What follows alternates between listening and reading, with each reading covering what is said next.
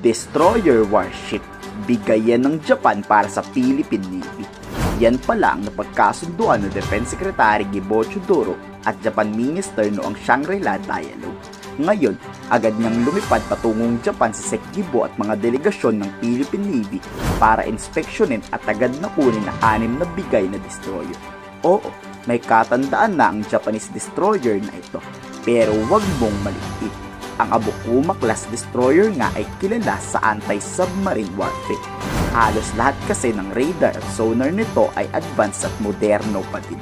Malaking tulong ito sa pagpapatrolya laban sa posibleng iligal na panghimasok ng Chinese submarine. Gaano nga ba kalakas ang barkong ito? Armado nga ang destroyer ng 6-tube ng torpedo launcher.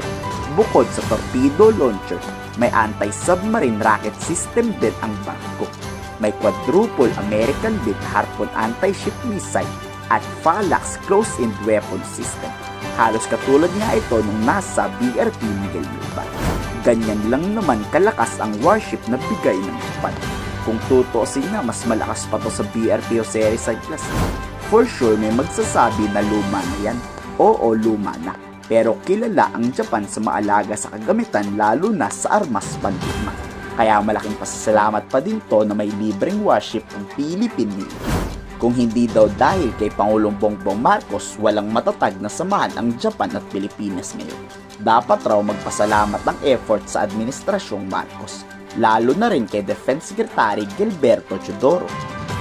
Based on the successful visit of Prime Minister Shiba to the Philippines in April, we have already commenced negotiations on the Japan-Philippines acquisition and cross-servicing agreement. It's true that under the strong leadership of President Marcos, the relationship between the two countries, which see increasing cooperation, are now in golden stage. And May susunod pa raw na acquisition project ang AFP.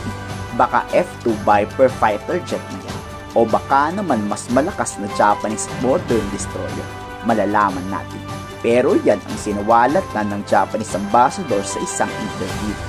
To further advance our defense partnership, Japan also remains committed to supporting the continued modernization of the armed forces of the Philippines through the transfer of defense equipment and the utilization of Japan's Official Security Assistance OSA framework.